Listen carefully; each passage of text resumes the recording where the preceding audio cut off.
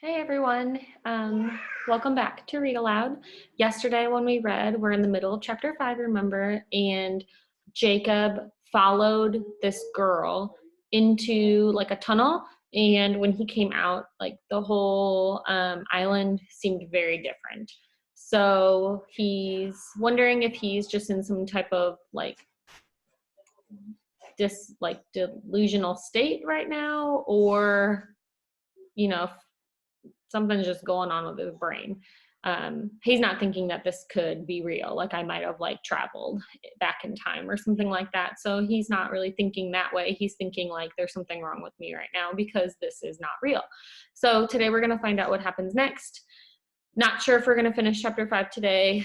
Like I said, it's really long, so we'll just kind of see what happens. All right. Got my blanket. Here we go.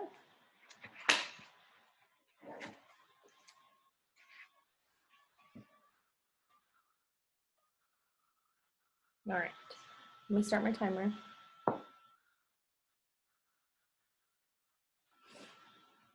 I charged down the street, my feet pounding divots into the ground, into the gravel. The angry voices gradually fading behind me. Remember, he's being chased by the people in the pub because they think he's like a spy. Can you guys see that?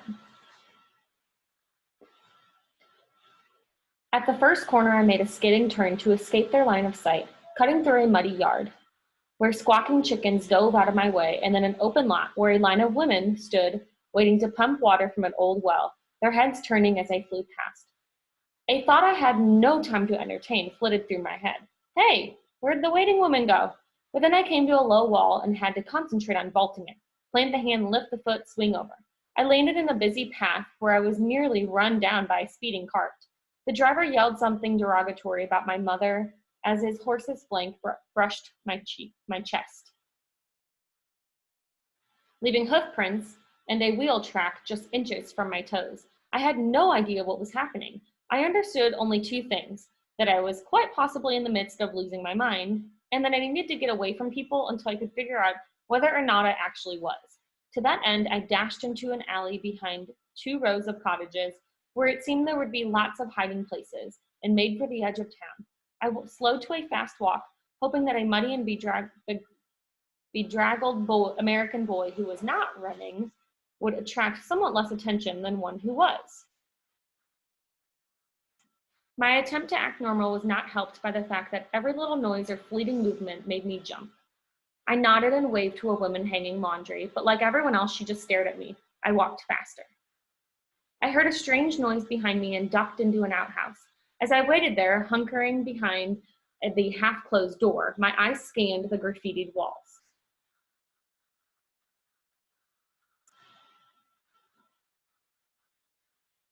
Finally, a dog slinked by, trailing by a litter of yapping puppies.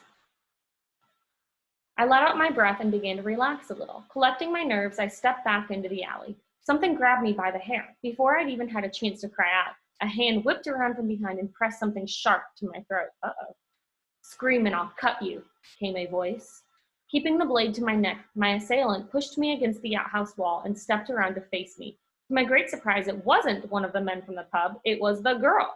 She wore a simple white dress and a hard expression, her face strikingly pretty, even though she appeared to be giving serious thought to gouging out my windpipe. What are you? She hissed.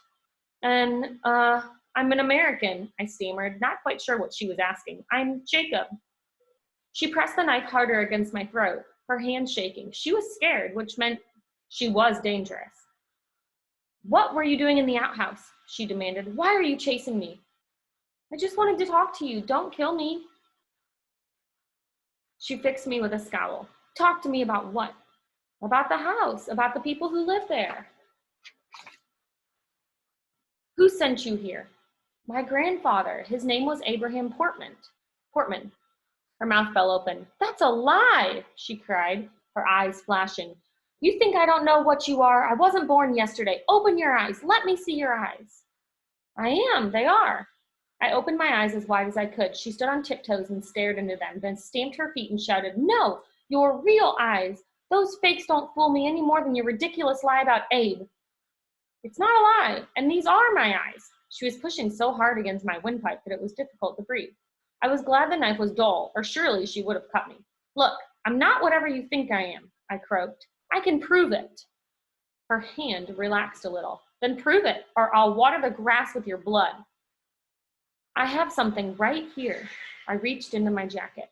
She leaped back and shouted at me to stop, raising her blade so that it hung quivering in the air just between my eyes. It's only a letter. Calm down. She lowered the blade back to my throat, and I slowly drew Miss Peregrine's letter and photo from my jacket, holding it for her to see.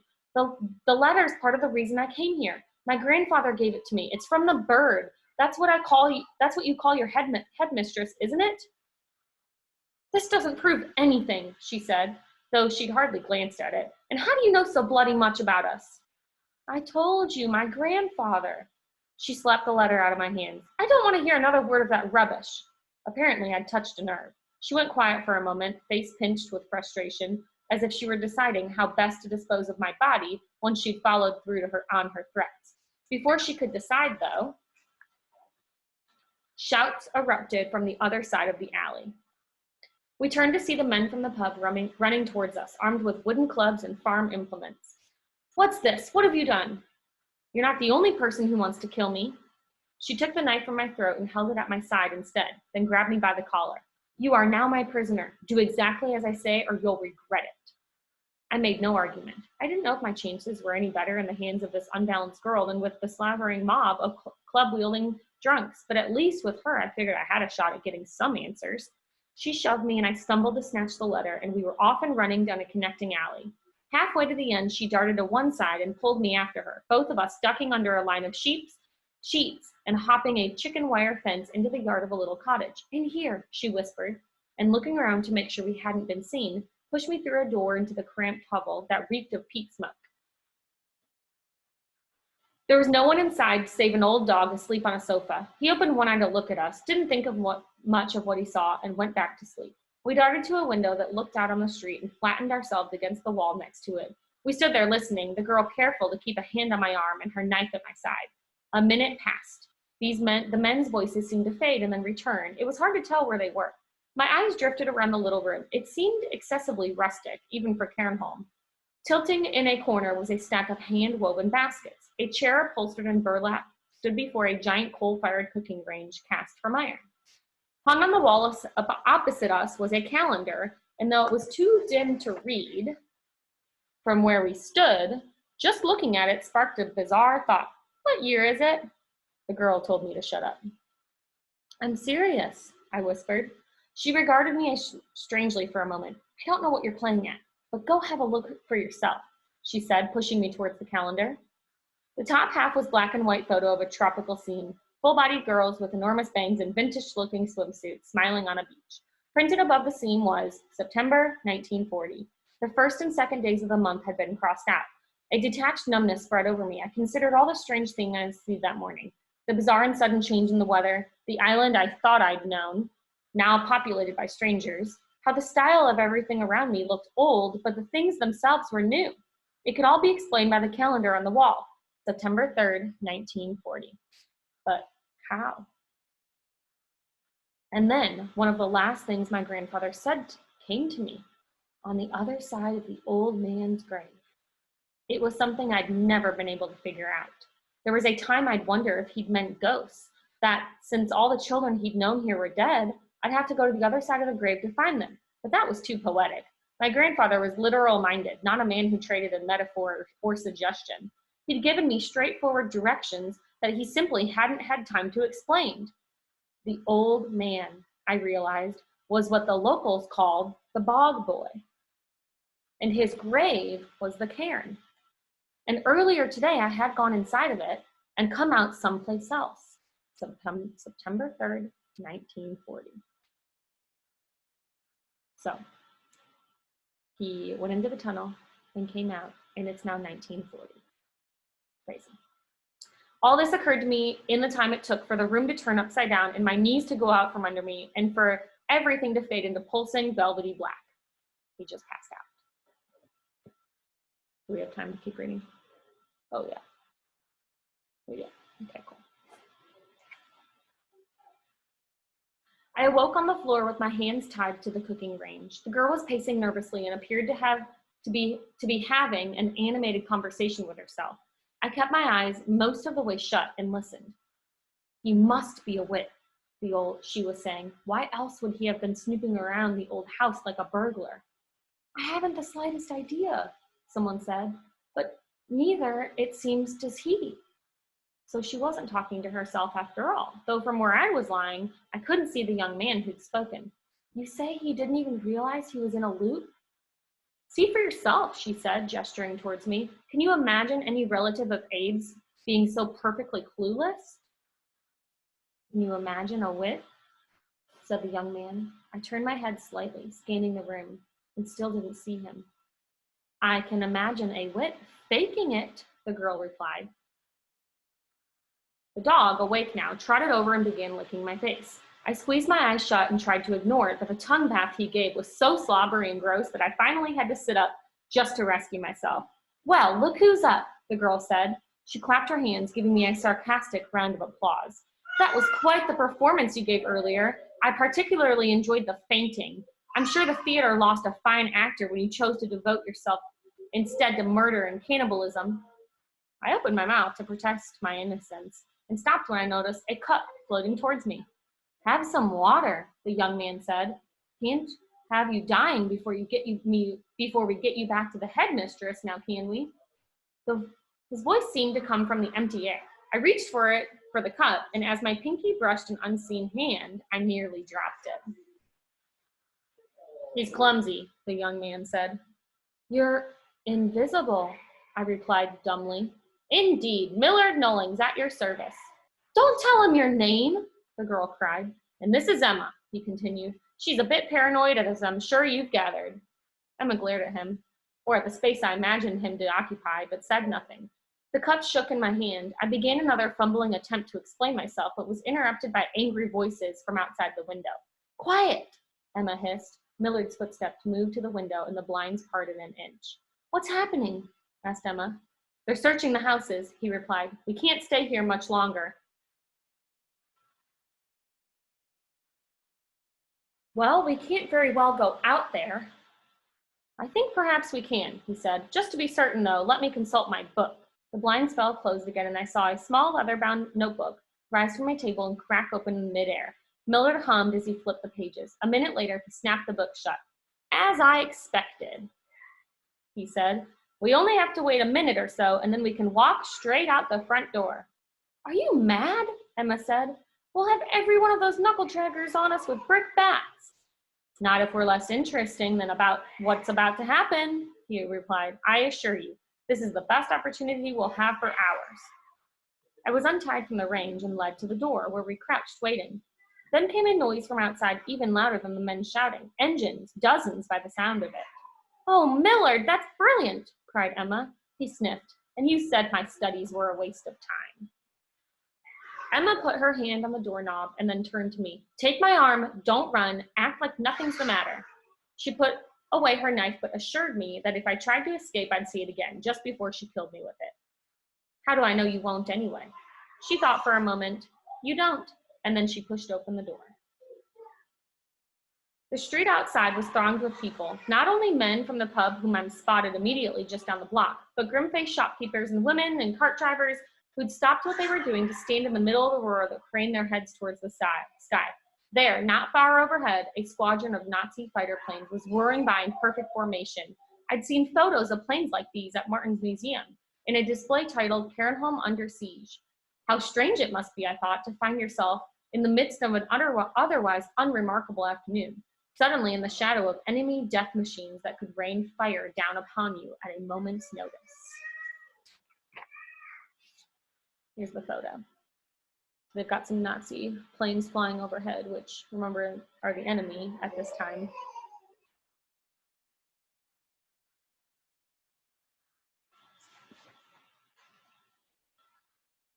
Ooh, we're almost done with chapter 5, so I'm going to keep reading. Okay, it's going to go a little bit past our time, though, so I hope that's okay with you.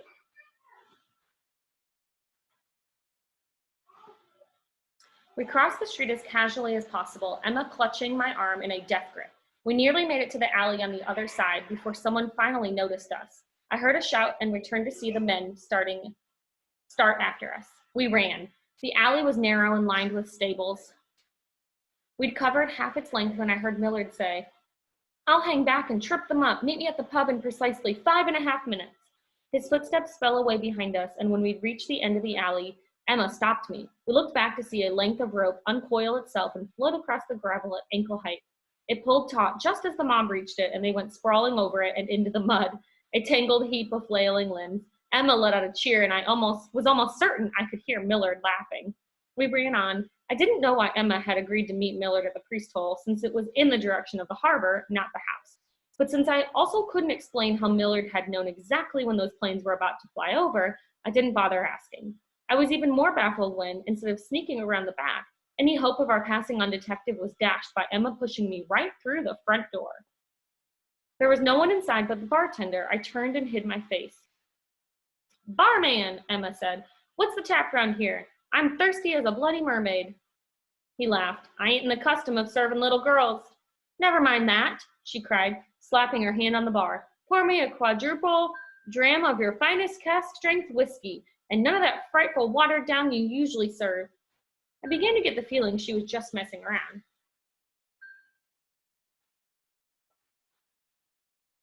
Trying to one-up Millard and his rope across the alley trick. The bartender leaned across the bar. "So is the hard stuff?" "You're wanting it is," he said, grinning.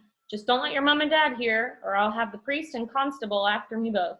He fetched a bottle of something dark and evil-looking and began pouring her a tumbler full. "What about your friend here?" I pretended to study the fireplace. "Shy one, ain't he?" said the barman. "Where's he from?" "Says he's from the future," Emma replied. "I say he's mad as a box of weasels." A strange look came over the bartender's face. "Says he's what?" he asked, and then he must have recognized me because he gave a shout, slammed down the bottle, and began to scramble towards me. I was poised to run, but before the bartender could even get out from behind the bar, Emma had upended the drink he'd poured her, spilling brown liquor everywhere. Then she did something amazing. She held her hand palm side down, just above the alcohol-soaked bar, and a moment later, a wall of foot-high flames erupted. Oh, she just set the bar on fire. The bartender howled and began beating at the wall of fire with his towel. "This way, prisoner," Emma announced, and hooking my arm, she pulled me towards the fireplace. "Now give me a hand, pry and lift." She knelt and wedged her fingers into a crack that ran along the floor. I jammed my fingers in beside her, and together we lifted a small section, revealing a hole about the width of my shoulders, the priest hole. Remember when they talked about that, like in one of the first chapters, the little hole in the floor? As smoke filled the room and the bartender struggled to put out the flames, we lowered ourselves down one after another and disappeared. The priest hole was a little more than a shaft that dropped about 4 feet to a crawl space. It was pure black down there, but the next thing I knew, it was filled with soft orange light. Emma had made a torch out of her hand, a tiny ball of flame that seemed to hover just above her palm. I gaped at it, all else forgotten. "Move it," she barked, giving me a shove. "There's a door up ahead." I shuffled forward until the crawl space came to a dead end. Then Emma pushed past me, sat down on her butt, and kicked the wall with both heels. It opened into daylight. "There you are," I heard Millard say as we crawled into an alley. "Can't resist the spectacle, can you?" "I don't know what you're talking about," replied Emma, though I could tell she was pleased with herself. Millard led us to a horse-drawn wagon that seemed to be waiting for us. We crawled into the back, stowing away beneath a tarpaulin. What seemed like no time, a man walked up and climbed onto the horse, flipped its reins, and we lurched into juddering motion. We rode in silence for a while. I could tell from the changing noises around us that we were headed out of town. I worked up the courage to ask a question. "How'd you know about the wagon? And the planes? Are you psychic or something?" Emma snickered. "Hardly." "Because it all answered yesterday," Millard answered, "and the day before that. Isn't that how things go in your loop?" "My what?" "He isn't from any loop," Emma said, keeping her voice low. "I kept telling you, he's a wit." "I think not. A wit would have never let you take him alive." "See," I whispered, "I'm not a whatever you said. I'm Jacob." "We'll just see about that. Now keep quiet." And she reached up and peeled back the tarpaulin a little, revealing a blue stripe of shifting sky. Okay, so we just finished chapter 5. So we found out a lot in chapter 5. So the girl tied him up when he fainted, and then we met Millard. And remember, Millard is invisible, and so when Millard knew that there would be the Nazi planes flying overhead, and that all of the people would be looking up at it, and so that was when they escaped, because they knew no one would be looking down towards them. And Millard is invisible, and so he pulled a rope across the road and made all the people chasing them fall down. So then they went into the priest hole, set fire to it, I guess just to distract him. And they went down the priest hole and out into like a carriage. And now they're headed out of town, I would assume, towards Miss Peregrine's home. So we'll start chapter 6 tomorrow.